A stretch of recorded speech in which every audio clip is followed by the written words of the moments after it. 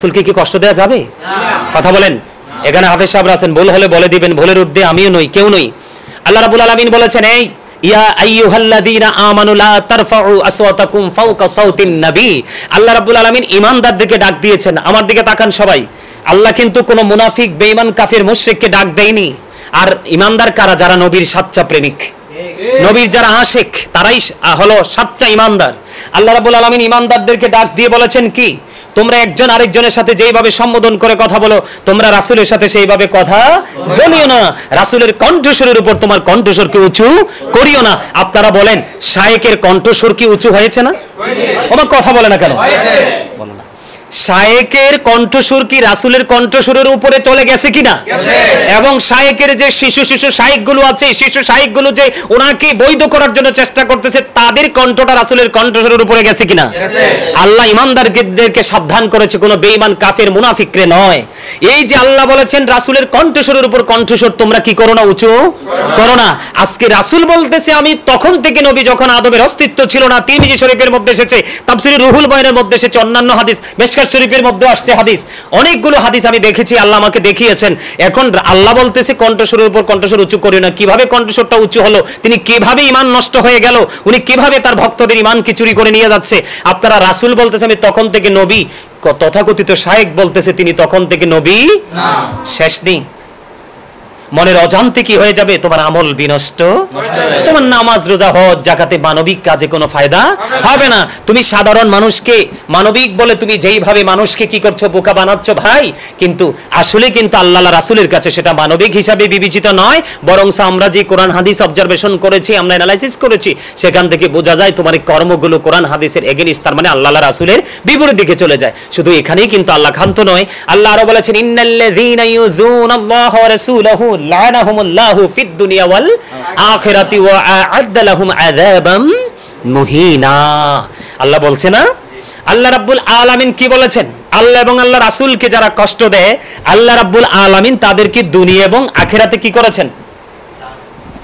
লানত দিয়েছেন, অভিশাপ দিয়েছেন। অভিশপ্ত বলে আল্লাহ রাব্বুল আলামিন ঘোষণা দিয়েছেন এবং বলেছেন ওয়া আ'আদ্দা লাহুম আযাবাম মুহিনা, তাদের জন্য ভয়ঙ্কর শাস্তির ব্যবস্থা আছে। এখন রাসূল বলতেছে আমি তখন থেকে নবী, শায়েক বলতেছে তখন থেকে নবী নয়। কোরআন হাদিস দ্বারা প্রমাণিত হওয়ার পরেও, এবং এটাকে বৈধ করার জন্য, অবৈধ বক্তব্যটাকে বৈধ করার জন্য, ঈমান হারানোর মতো বক্তব্যটাকে আপনার বৈধ করার জন্য কিন্তু তিনি শিশু শায়েকদেরকে মাঠে নামিয়ে বৈধ করার চেষ্টা করতেছে। কিন্তু কোরআন হাদিসের কোরআন তো স্বীকার করার সুযোগ নেই।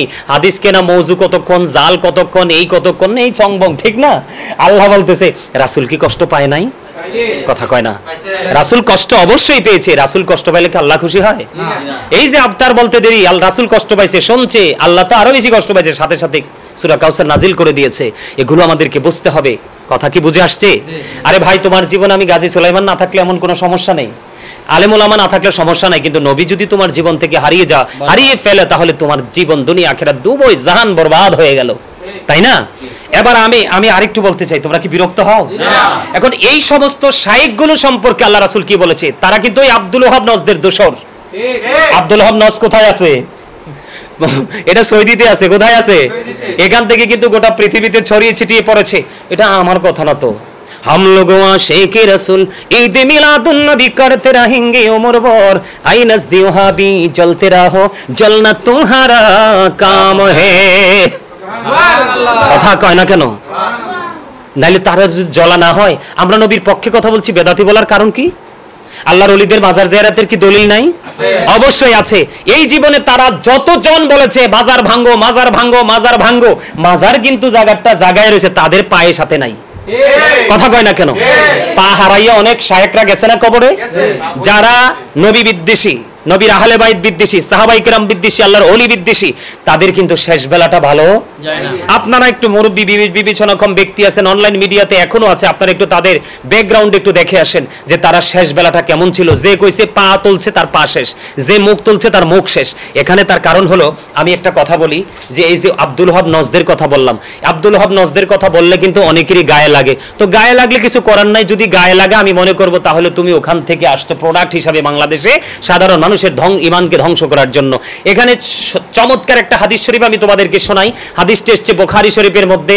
হযরত ইবনে ওমর রাদিয়াল্লাহু তাআলা আনহু থেকে হাদিসখানা বর্ণিত। তিনি বলেছেন রাসূল সাল্লাল্লাহু আলাইহি সাল্লাম একদিন দোয়া করতেছে, ফলো মি।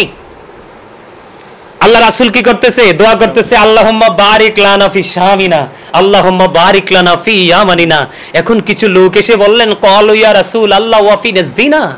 এবার রাসূলকে বলতেছে, হে আল্লাহ রাসূল, আপনি আমাদের নজদের জন্য একটু দোয়া করেন। কি করেন? আপনি আমাদের নজদের জন্য একটু দোয়া করেন। কিন্তু দেখেন, আপনারা অত্যন্ত বুঝবেন, কিন্তু আমি আবারও বলছি, আপনারা কিন্তু আবেগী হওয়ার দরকার নাই। আমি গাজী সুলাইমানকে ভালোবাসেন, 100 বার ভাসেন, আবার ঘৃণা করলে 100 বার করেন, কিন্তু আপনি আমার দিকে তাকানোর দরকার নাই। আমার বক্তব্যের দিকে তাকান, আমার বক্তব্যটা কতটুকু কোরআন হাদিস দ্বারা প্রমাণিত সেটা দেখে আপনি হয় মানবেন, না হয় না মানবেন। আমি আবারও বলছি, আবেগ দিয়ে জীবন চলে না, বিবেক দিয়ে জীবন চলে। আবেগ দিয়ে ফিউচার ব্রাইটনেস করা যায় না, বিবেক দিয়ে ব্রাইটনেস করা যায়। আমি আপনাদেরকে বলছি, এখনকার ফিতনার যুগ, দুনিয়া ধ্বংসের পথে। আল্লাহ রাসূল বলেছেন, পৃথিবীতে কিয়ামতের পূর্বক্ষণে সবচেয়ে নিকৃষ্ট মানুষ হবে আলেমরা, কারণ তাদের জ্ঞান থাকবে না, ভালো কিতাব দেখার নসিব তাদের হবে না, তারা এই জন্য মূর্খ হয়ে যাবে। আর যারা শিক্ষিত আলেম, তারা কি করে যাবে? পৃথিবী থেকে চলে যাবে। তারা চলে যাওয়া মানে তাদের সিনাই করে কিতাবও চলে যাওয়া। তখন এলেম শূন্য হয়ে পড়বে পৃথিবী, আর সাধারণ মানুষ পড়বে বিপদে। এই এখন কিন্তু বর্তমান সময়টা আপনারা দেখেন, যদি এই শায়েক যদি এই বিভ্রান্তকর বক্তব্য, ইমান হরণকারী বক্তব্য না দিত, গোটা পৃথিবীতে কিন্তু মুসলমানদের মধ্যে একটা বিভ্রান্তি সৃষ্টি হতো না। তাহলে কি বুঝবো? এই হাদিস দ্বারা প্রমাণ। দেখেন তারা কতটা ফিতনাবাজ। আল্লাহ রাসূলকে যখন বলল, ক্বালু ইয়া রাসূলুল্লাহ ওয়া ফি নাজদিনা, রাসূলকে বলতেছে আমাদের নজদের জন্য একটু দোয়া করেন, কিন্তু রাসূল বলতেছে আবার আল্লাহুম্মা বারিক লানা ফি শামিনা, আল্লাহুম্মা বারিক লানা ফি ইয়ামানিনা। আবার তারা নেক্সট টাইম এসে বলল, ক্বালু ইয়া রাসূলুল্লাহ ওয়া ফি নাজদিনা, আমাদের নজদের জন্য দোয়া করেন। দুইবার কিন্তু তারা অ্যাপ্লিকেশন কি করেছেন? কিন্তু রাসূল দুইবার এটাকে ইগনোর করেছেন, এটাকে অ্যাভয়েড করেছেন, রাসূল অ্যাকসেপ্ট করেননি। তৃতীয়বার আমার রাসূল বলেছেন, এখান থেকে ফিতনা বের হবে, এখান থেকে শয়তানের শিং বের হবে, এখান থেকে ভূমিকম্প বের হবে। তাহলে আপনারা বুঝেন, এখনকার যে তথাকথিত শায়েক এবং তাদের শিশু শায়েকরা যারা আছে, তারা কি, আপনারা কি মনে করেন এটা কি ফিতনা না? এটা কি গোটা মুসলিম জাতির জন্য, বিশ্বের জন্য কি এটা ফিতনা না? কথা বলে না? এটা কি আমাদের জন্য ফিতনা কিনা? আরে বলে না কেন সবাই? এটা কি আমাদের জন্য ফিতনা কিনা? আজকে আমাকে আমেরিকা থেকে ফোন দিয়ে বলতেছে, হুজুর এই বিষয়ে কথা বলেন, সলিউশন চাই। মহিলাদেরকে তারা মসজিদে নামাজ পড়ার জন্য, জামাত পড়ার জন্য বের করে নিয়ে যাচ্ছে, হুজুর এই ব্যাপারে কথা বলেন, সলিউশন চাই। লন্ডন থেকে ফোন দিয়ে বলতেছে, ইতালি থেকে ফোন দিয়ে বলতেছে, আর মেসেজ তো শেষ নাই। বিভিন্ন জায়গা থেকে মানুষ বলতেছে। আজকে বাংলাদেশের বিভিন্ন জায়গা থেকে কয়েকটা ব্যাংকের অফিসারের সাথে কথা হলো এই বিষয়গুলো নিয়ে, শুধু এই বিষয়গুলো নিয়ে কথা। আজকে আপনাদের সরল মনা মানুষ যারা, আপনাদেরকে আমি বলতে চাই, আসলে কি এগুলো কি ফিতনা না?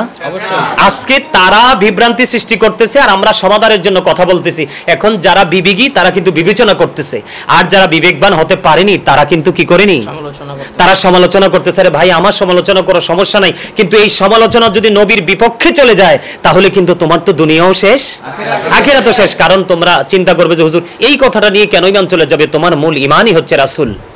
কি তুমি সবই মানলা, রাসূলের পরিপূর্ণতাকে তুমি মানতে পারলা না, তুমি ইমানদার হতে পারলা না। তাহলে কি করতে হবে এখন? এই যারা ফিতনা সৃষ্টি করতেছে তাদের সম্পর্কে তথ্য হলো তোমাদেরকে বলছি, দেশ ও প্রবাস থেকে যারা শুনবেন এবং শুনছেন সবাইকে আমি বলতে চাই, ও ইয়াকুম ও ইয়াহুম লা ইউদিল্লুনাকুম ওয়া লা ইফতিনুনাকুম, তোমরা তাদের থেকে দূরে থাকো, তাদেরকেও তোমাদের থেকে দূরে রাখো, কেননা তারা যেন তোমাদেরকে ফিতনায় ফেলতে না পারে, পথভ্রষ্ট করতে না পারে। কথা কি বুঝে আসছে?